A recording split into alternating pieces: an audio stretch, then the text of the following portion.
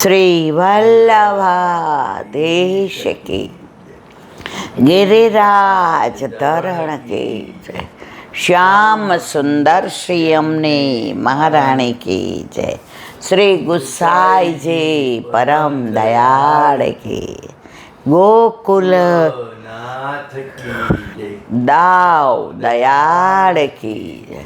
श्री नवनीत प्रिया लाल की अपने माथे विराजता सेव्य स्वरूप की जय। बधाई वैष्णव ने जाजा करे जय श्री कृष्ण। काल वैष्णव ना घरे पेलो पाटोत्सव हतो, अति आनंद आव्यो। अति रे आनंद भर्या आवो मारे अंगे, श्याम सुंदर वर बेठा छो संगे। मुखडू जोया विना पाणी ना पीवू रे, रसिक सुंदर वर जोए जोए जीवू रे। अति रे आनंद भर्या आओ मारे अंगे, श्याम सुंदर वर बेठा छो संगे।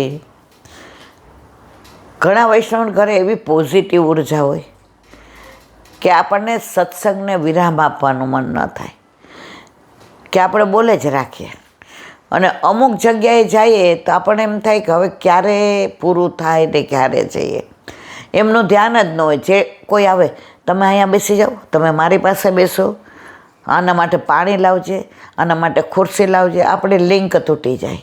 પછી આપણને એમ થાય ઈલાબેન ખરા ભરાયા તમે। ઘણાય મને એમ કે અમારે સત્સંગ રાખવો છે।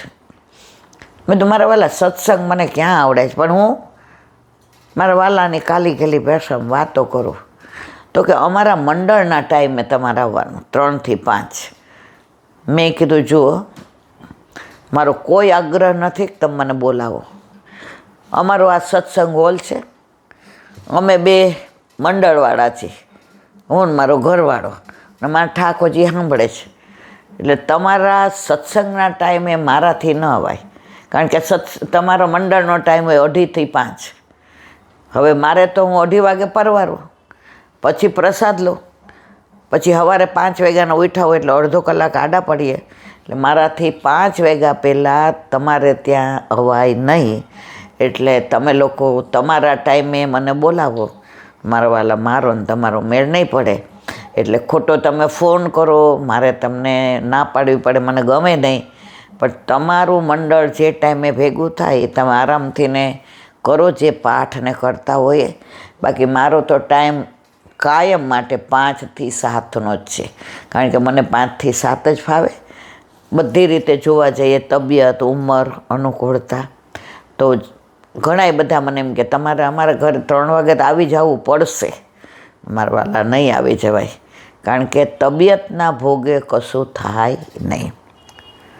તો કાલે ખૂબ આનંદ કર્યો। વૈષ્ણવનો સંગ થાય તન મનના દોષ જાય, મિથ્યા પ્રપંચ મારા જાય ટળી, વલ્લભને શરણે જઈએ રહીએ આનંદમાં। વલ્લભભાઈ નવરત્નમાં કહ્યું છે, નિવેદનમ તુ સ્મર્તવ્યમ સર્વથા તાદ્રસૈજન। પહેલાં તો ગામડામાં આવું કોઈ દિવસ અમે જોયું જ નહોતું કે પાઠ હોય ને એકબીજાને બોલવા જવાનું। પાઠને આ બધું આપણે આપણા માટે કરીએ છીએ, એટલે એ ઘરે કરાય। પાઠ આપણે આપણા સુખ માટે કરીએ છીએ, ઠાકોરજી નથી કહેતા। ગુણાનુવાદ પ્રભુને બહુ ગમે છે। તમે એની લીલાની વાતો કરો, તમે એની લીલા સ્થળીની વાતો કરો, રાધાજીની કરો, અષ્ટસખીની કરો, સખાની કરો, રાસની કરો, વ્રજની કરો, યમુનાજીની કરો, ઘાટની કરો, છોકરના વૃક્ષની કરો, વ્રજવાસીની કરો, ઠાકોરજી બહુ રાજી રહે. તો અમે તો નાનપણમાં કોઈ દિવસ આવું બધા ભેગા થઈને ઓલું સ્વરૂપ હાથમાં લેવાનું, થેલીમાં નાખીને લઈ જાય ને પછી ત્યાં વાડકા મૂકે ને પછી ત્યાં અન્ય માર્ગીઓ બધા ભેટ મૂકે ને આવું બધું અમે તો ભાઈ જોયું નથી ને, એટલે થોડું અમને અજુગતું લાગે. અમે તો જોયું છે કે જ્યારે જ્યારે ક્યાંય પાટોત્સવ હોય એટલે મુઠ્ઠી મગનો મનોરથ કરે અને બધા પ્રસાદ લઈ લે. હાથો બધા પેલા આવા કામવાળા ને બધું નહોતું. પેલા અમે તો ગારે જોઈ છે, એટલે એક જણ છે ને પાણી નાખીને બરાબર ગાર જેવું કરી નાખે અને 2-3 વૈષ્ણવ હોય ને એ વાસણ ઘસવા બેસી જાય, એક ધોવા બેસી જાય, એક લૂછે, એક બહાર પાણીયારે બધું સાફ કરી નાખે, એટલે અને પછી સત્સંગ કરવા બેસે. એટલે ઘણીવાર રજા હોય તો અમે જાય, પણ અમને સાચું કહું નાનપણથી મને સત્સંગમાં બહુ ગમતું નહીં, મને રમવું બહુ ગમતું. એટલે જ્યાં જાય ને ત્યાં હું પૂછું કે ભાઈ મારા જેવડું કોઈ છે તો પાંચિકા રમવાની મજા આવે, ઈસ્ટો રમવાની મજા આવે. પણ કોક વાર હવે એને દાદે જેવું કે ના બેસો સત્સંગમાં, તો સત્સંગમાં બેસીએ ત્યારે ઠાકોરજીની જે બાળ લીલાની વાતો થતી હોય ત્યારે એવો આનંદ આવે. મેં આ કાનબાઈની વાત છે એ એવી રીતે ભગવદીઓના મોઢે જ સાંભળી છે, વાંચી તો પછી અહીંયા કરી છે કાનબાઈની વાત. તો ટૂંકમાં કહી દઉં કે ભગવદીઓ 84-252ની વાર્તા જ કરે, પણ એમના હૃદયમાં નાભીમાંથી ને જે નીકળે ને એ શબ્દોનો ઉપયોગ કરે ત્યારે આપણને બહુ આનંદ આવે. અમે આ જ બધું જોયું છે. એટલે ક્યાંય ગયા હોય ને એમ કે હાલો પાઠ કરીએ, પણ પાઠ તો મારા વાલા ઘરે થાય. જે સત્સંગ કરવાનો છે એ સત્સંગમાં જે પ્રભુના ગુણાનુવાદમાં આનંદ આવે. પાઠ તો તમે એકલા જાતે બેઠા બેઠા કરો, અને એકલા કરો તો એ લીલાનાય દર્શન થાય. સમૂહમાં આપણું ચિત્ત ચારે બાજુ ફરતું જ હોય, મોઢું બોલતું હોય અને આપણું મોઢું લીલામાં અનુસંધાન ન કરતું હોય. તો આ જે કાનબાઈની વાત છે એ ગોવિંદ સ્વામી, જે અષ્ટસખાના ગોવિંદ સ્વામી થઈ ગયા, એ અષ્ટસખામાં છે વલ્લભના 4 અષ્ટસખા, એમાં કુંભનદાસજી, સુરદાસજી, પરમાનંદદાસજી અને કૃષ્ણદાસ અધિકારી, આ વલ્લભના 4 સખા.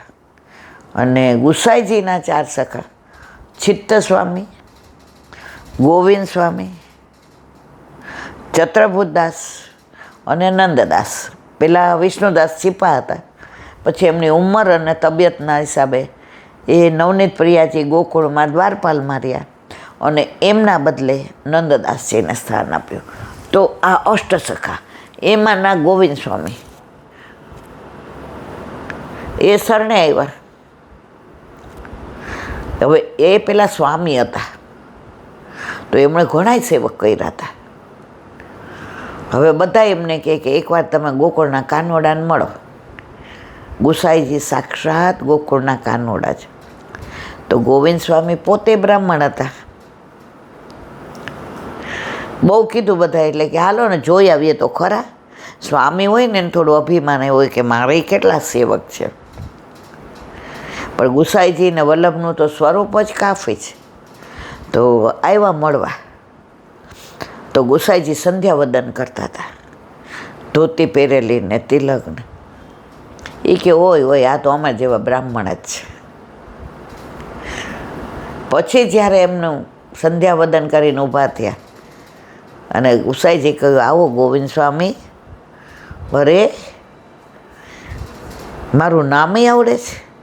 અને જેવા બોલ્યા અને ગુસાઈજીએ સ્વરૂપના દર્શન કરાવ્યા અને ગોવિંદ સ્વામી શરણે આવ્યા.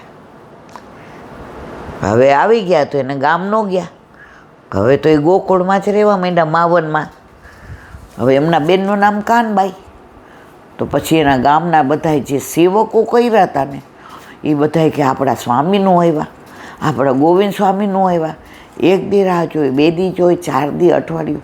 પછી બધાને ચિંતા થઈ કે આ તો ગોકુળ ગયા છે, ઓલા ગુસાઈજીને મળવા હજી આવ્યા નહીં. એટલે માવન આવ્યા ને ત્યાં ઘાટ ઉપર પૂછ્યું બધાએ, 2-4 જણને. એટલે હંસા બધાય. પછી ગોવિંદ સ્વામી સ્નાન કરતા હતા ને બહાર આવ્યા તો દાઢી વધેલી ને ધોતી ને બંડી ને તિલક ને ગળામાં કોંઠી ને. એટલે ઓલા બધાએ પૂછ્યું, અમારા કનોજના ગોવિંદ સ્વામી આવ્યા છે અહીંયા? એટલે એ ગોવિંદ સ્વામી જ હતા જેને પૂછ્યું એને. એ કે ગોવિંદ સ્વામી ક્યાં નહીં મરી ગયા? એ કે હે અમારા ગોવિંદ સ્વામી હે? એ કે મરી ગયા? એ કે હા. બોલા તો બધા ચિંતા પડી કે ગોવિંદ સ્વામી સાચું જ બોલ્યા જ, ખોટું નથી બોલ્યા. ગોવિંદ સ્વામી લીલામાં પહોંચી ગયા. હવે ગોવિંદ દાસ છે, હવે વલ્લભના ગુસાઈજીના દાસ છે. કારણ કે બ્રહ્મ સંબંધ લીધું તો બીજો જન્મ થયો ને. આપણે બધાય ભૂતલ પર આવ્યા તો મનુષ્ય તરીકે આવ્યા, એ આપણો પહેલો જન્મ છે. પછી બ્રહ્મ સંબંધ લીધું તો આપણો બીજો જન્મ. તો આપણે દ્વિજ કહેવાય, બ્રાહ્મણને દ્વિજ કહેવાય. કે કારણ કે બ્રાહ્મણ જનોઈ ન લે ત્યાં સુધી મનુષ્ય, પછી જનોઈ લે એટલે દ્વિજ. દાંતને દ્વિજ કહેવાય. કેમ? પહેલાં દૂધિયા દાંત આવે એ પડી જાય, પછી બીજા આવે એને દ્વિજ કહેવાય. પક્ષીના બચ્ચાને દ્વિજ કહેવાય, કારણ કે પહેલાં ઈંડું આવે પછી એમાંથી ને બચ્ચું આવે, તો એને આવું તો ઘણી બધી વાતો છે, પણ એ આપણો વિષય નથી. ગોવિંદ સ્વામી રાજી થયા કે ભલું થયું ભાંગી જંજાળ, નિરાંતે બસ શ્રી ગોપાળ. એ કે આ બધાને કહી દીધું મરી ગયા, એટલે હવે ગામના કોઈ મારા સેવક નહીં આવે, કારણ હવે હું જ સેવક થઈ ગયો, હવે હું દાસ થઈ ગયો. મારો સ્વામી શેનો? હવે સ્વામી પણ શેનું મારું? એ કે ભલું થયું ભાંગી જંજાળ, નિરાંતે બસ શ્રી ગોપાળ. હવે ઓલા 5-6 જણા હતા એને આમ બેચેની થઈ ગયો, અમારા સ્વામી વયા ગયા, અમારા સુધી ખબર ન આવ્યા. આવા સ્વામી જાય તો ખબર તો મોકલાવે, કાંઈ લોચો તો નહીં હોય, આમણે અમને કહેવામાં કાંઈ ભૂલ તો નહીં કરી હોય. ગોવિંદ સ્વામી કે કાંઈ ભૂલ નથી કરી. પહેલાં હું ગોવિંદ સ્વામી હતો, હવે મારો બીજો જન્મ થયો, મને ગુસાઈજીએ બ્રહ્મ સંબંધ આપ્યો, એટલે હવે હું વૈષ્ણવ થઈ ગયો. વૈષ્ણવ થયો એટલે બીજો જન્મ. તો ગોવિંદ સ્વામી મરી ગયા અને ગોવિંદ દાસ અહીંયા તમારી સામે છે. પણ ઓલા લોકોને તો પીઠ બતાવીને પોતે. હવે ઓલા લોકો રસ્તામાં પાછા 4-5 જણને પૂછ્યું, બધાય કાંઈ જવાબ ન આપ્યો. પણ એક જણે એમ કીધું, એ કે બેનાય રહે છે કાનબાઈ, એ કે માવનમાં. બધા ગયા તો ગોવિંદ સ્વામી ત્યાં જ હતા. એ કે ગોવિંદ સ્વામી ક્યાં? કાનબાઈ કે ગોવિંદા જોતા ને મળવા આવ્યા છીએ. કે અરે, તો કે તમે અમને કેમ ખોટું કીધું કે ગોવિંદ સ્વામી મરી ગયા? એ કે તમને મારા બધાને સેવક કર્યા ને ત્યારે હું સ્વામી હતો, હવે સ્વામી મરી ગયા, હવે ગોવિંદ દાસ છે. તો જો તમારે મારા ગુસાઈજીના સેવક થવું હોય તો હાલો મારી સાથે, હું જેનો સેવક છું. આવ ભાઈ હરખા, આપણે બે હરખા. અને જો તમારે, તો કે અમારા તો તમે સ્વામી. તો કે એ સ્વામી તો મરી ગયા, હવે તમે ગોવિંદ સ્વામી મને નહીં કહી શકો, હવે તમારે ગોવિંદ દાસ જ કહેવું પડશે. તો ગોવિંદ સ્વામી જે અષ્ટસખાના થઈ ગયા, એ ગુસાઈજીના સેવક બન્યા. હવે પહેલાં હતા સ્વામી, એટલે એના કેટલા બધા સેવક હતા. તો બધા અહીંયા આવ્યા તો પૂછ્યું ગોવિંદ સ્વામી ક્યાં? તો ગોવિંદ સ્વામીએ તો દાઢી વધારી હતી ને તિલક ને ગળામાં કંઠી ને. એ કે ગોવિંદ સ્વામી મરી ગયા, સ્વામી મરી ગયા છે. અને આપણે બધાય કેવું છે, વૈષ્ણવ થઈએ તો પહેલાંનો આપણો જન્મ ગયો એટલે આપણે દ્વિજ કહેવાય, આપણો બીજો જન્મ થયો. તો પછી ઓલા લોકો કે હાય હાય અમારા સ્વામી વયા ગયા, અમને ખબર ન પડી આમ તેમ. પછી બધાએ કીધું કે એના બેન અહીંયા રહે છે. એના બેન કોણ હતા? કાનબાઈ. તો એ ત્યાં ગયા માવનમાં. તો કાનબાઈ બહાર આમ કામ કરતા હતા, એટલે પૂછ્યું. એ કે ગોવિંદ સ્વામી અહીં રહે છે? તો ગોવિંદ સ્વામી અંદર હતા. એ કે એ ગોવિંદા તને મળવા કોક આવ્યો છે. હવે ગોવિંદ સ્વામીએ શું કીધું તું? મરી ગયા. અને ઓલા કે મળવા આવ્યા. પછી કે તમે તો અમને કેમ કીધું કે મરી ગયા? તો કે ગોવિંદ સ્વામી મરી ગયા, ગોવિંદ દાસ જીવતા થયા છે. હું ગુસાઈજીનો સેવક છું, વલ્લભનો સેવક છું, એટલે હવે હું સ્વામી નથી. જો તમારે મારી સાથે રહેવું હોય તો હું જેનો દાસ થયો છું એના દાસ થવું હોય તો તમને ગુસાઈજી પાસે લઈ જાઓ.